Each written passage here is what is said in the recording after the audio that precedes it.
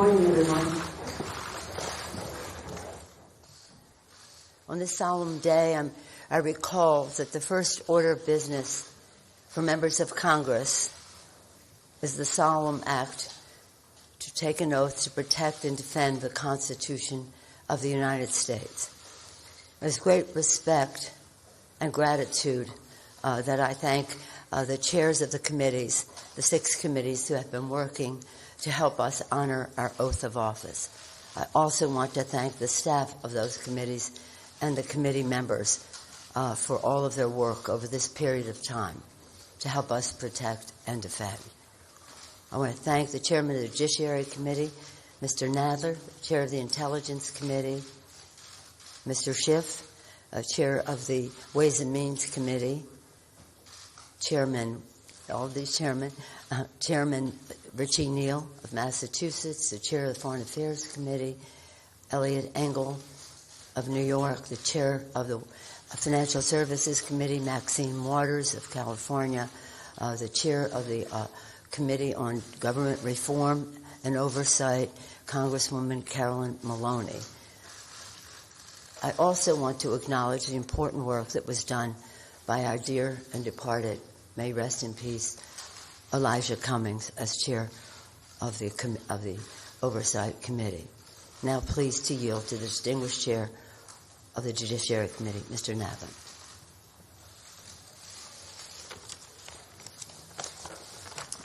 Thank you, Madam Speaker.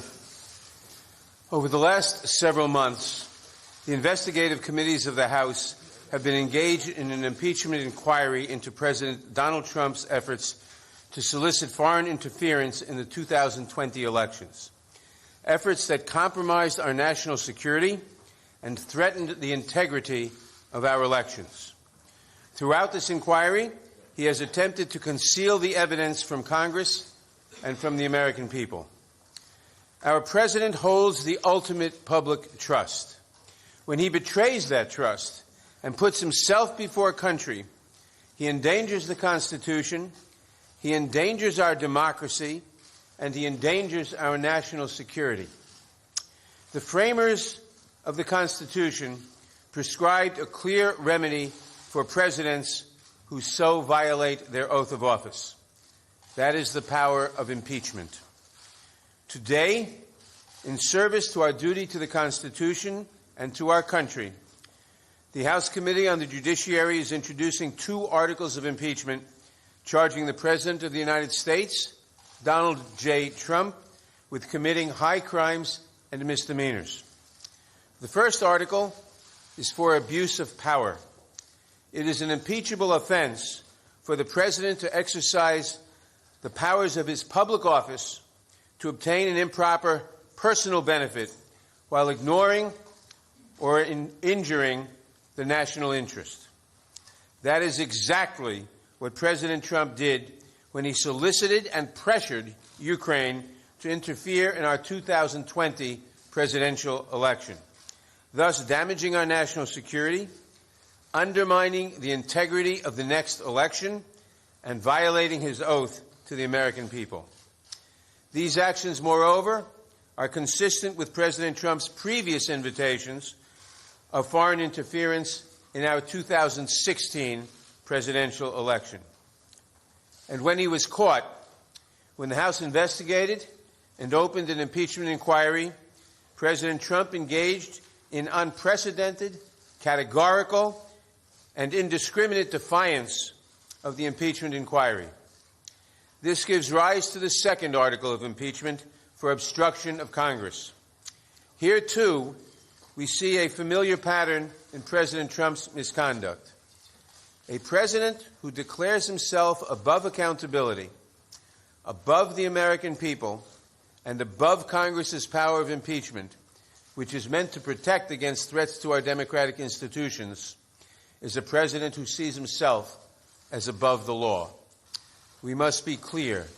No one, not even the president, is above the law. I want to recognize the great contributions of the investigative chairs, particularly Intelligence Committee Chairman Adam Schiff, Foreign Affairs Chairman Elliot Engel, Committee on Oversight and Reform's former chairman, the late Elijah Cummings, and its new chairwoman, Carolyn Maloney, Financial Services Chairwoman Maxine Waters, and Ways and Means Chairman Richard Neal, who helped lay the foundation for the articles we are introducing today. I also want to thank my Judiciary Committee colleagues who were critical in our work to hold the President accountable and in the drafting of these articles. Later this week, the Judiciary Committee will meet to consider these articles of impeachment and to make a recommendation to the full House of Representatives. We do not take this action lightly, but we have taken an oath to defend the Constitution.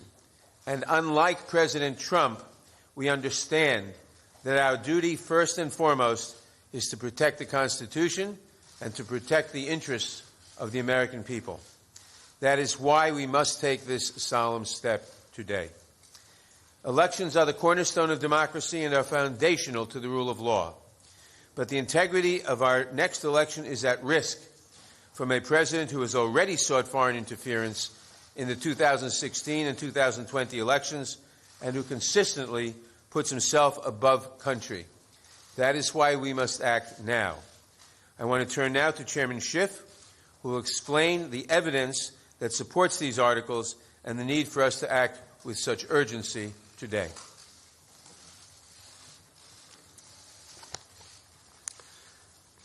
Thank you, Mr. Chairman. Thank you, Madam Speaker, and to my colleagues, good morning. The framers of the Constitution recognized that someday a president might come to office who would abuse that office, betray the public trust, and undermine national security to secure foreign help in his reelection, and who would seek to abrogate the power of Congress to hold him accountable. They recognized this danger, and they prescribed a remedy, and that remedy is impeachment. It is an extraordinary remedy and one that I've been reluctant to recommend until the actions of President Trump gave Congress no alternative. We stand here today because the President's continuing abuse of his power has left us no choice. To do nothing would make ourselves complicit in the President's abuse of his high office, the public trust, and our national security. The President's misconduct is as simple and as terrible as this. President Trump solicited a foreign nation, Ukraine, to publicly announce investigations into his opponent and a baseless conspiracy theory promoted by Russia to help his reelection campaign. President Trump abused the power of his office by conditioning two official acts to get Ukraine to help his reelection: the release of hundreds of millions of dollars in military aid that nation desperately needed, and a White House meeting with an ally trying to fend off Russian aggression. In so doing, he undermined our national security and jeopardized the integrity of our next election. And he does so still. The evidence of the President's misconduct is overwhelming and uncontested. And how could it not be when the President's own words on July 25th, "I would like you to do us a favor, though," lays so bare his intentions, his willingness to sacrifice the national security for his own personal interests. And when the President got caught, he committed his second impeachable act: obstruction of Congress of the very ability to make sure that no one is above the law, not even the President of the United States. The evidence is every bit as strong that President Trump has obstructed Congress fully, without precedent, and without basis in law. If allowed to stand, it would decimate Congress's ability to conduct oversight of this president or any other in the future, leaving this president and those who follow to be free to be as corrupt, malfeasant, or incompetent as they would like, with no prospect of discovery or accountability. Now, some would argue, why don't you just wait? Why don't you just wait until you get these witnesses the White House refuses to produce? Why don't you just wait until you get the documents the White House refuses to turn over? And people should understand what that argument really means. It has taken us 8 months to get a lower court ruling that Don McGahn has no absolute right to defy Congress. 8 months for one court decision. If it takes us another 8 months to get a second court or maybe a Supreme Court decision, people need to understand that is not the end of the process. It comes back to us and we ask questions because he no longer has absolute immunity, and then he claims something else, that his answers are privileged and we have to go back to court for another 8 or 16 months. The argument, why don't you just wait, amounts to this. Why don't you just let him cheat in one more election? Why not let him cheat just one more time? Why not let him have foreign help just one more time? That is what that argument amounts to. The president's misconduct goes to the heart of whether we can conduct a free and fair election in 2020.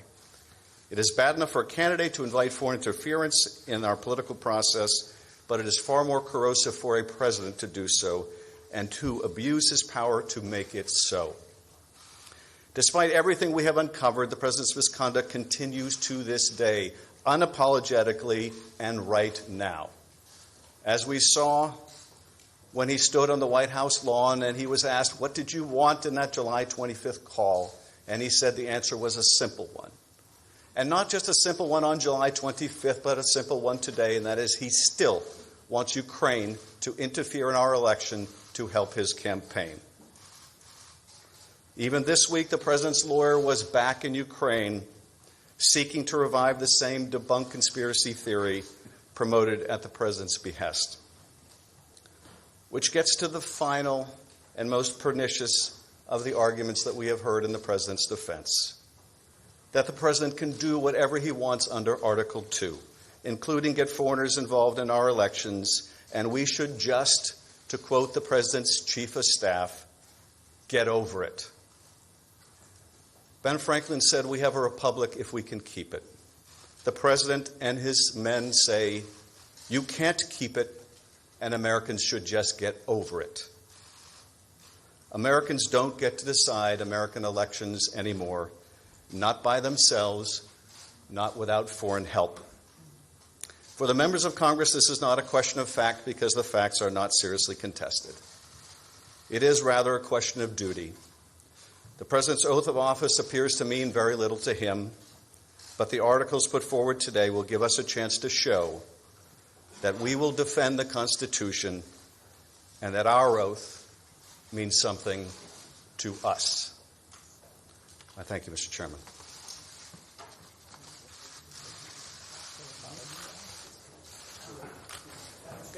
Madam Speaker. Madam Speaker.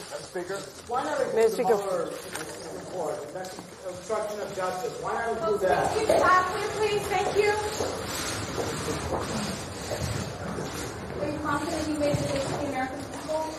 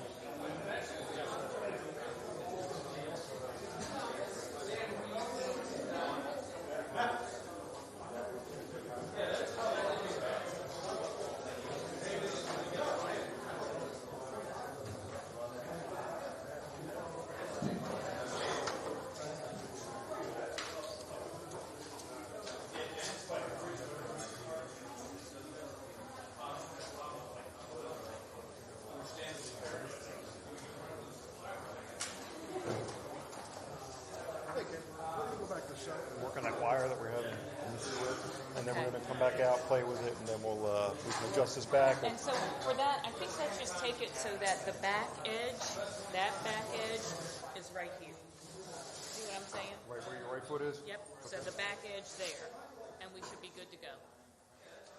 Yes? Thank you. Thanks, y'all. Sure.